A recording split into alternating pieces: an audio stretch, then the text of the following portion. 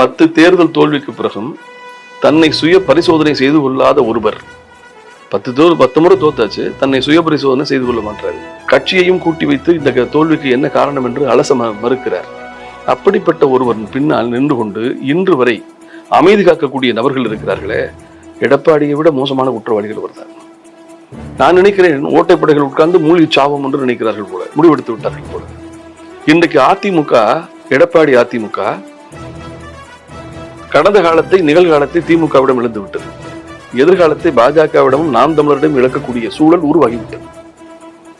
ஏறத்தாழ 13 தொகுதிகளில் பாஜக 2ஆம் இடத்திற்கு வந்திருக்கிறது.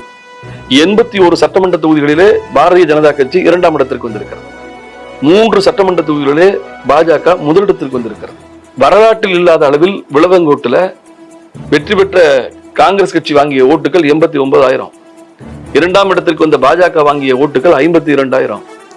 அதிமுக பெற்றிருக்கிற வாக்குகள் சுமார் 5,000. இதெல்லாம் எதை சார் சொல்லுது?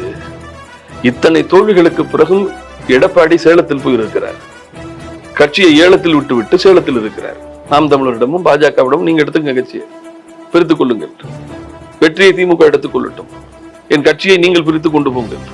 அடுத்து விஜயின் ஒருத்தர் கட்சி தொடங்குறாரு. அந்த அவருடைய இளம் தலைமுறை அவர் மீது ஈர்ப்பு கொண்டு கூட அதிமுகவிலிருந்து ஆட்கள் செல்லலாம்.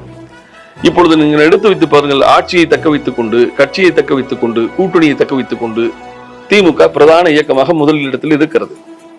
அந்த இயக்கத்தை வீழ்த்தி காட்ட வேண்டிய 2ஆம் நிலை அதிமுக தன் கட்சி தொண்டர்களை பல கட்சிகளுக்கும் தாரை வார்த்து விட்டு வெற்றியையும் திமுகவிடம் விட்டுவிட்டு நிலை குலைந்து இருக்கிறது.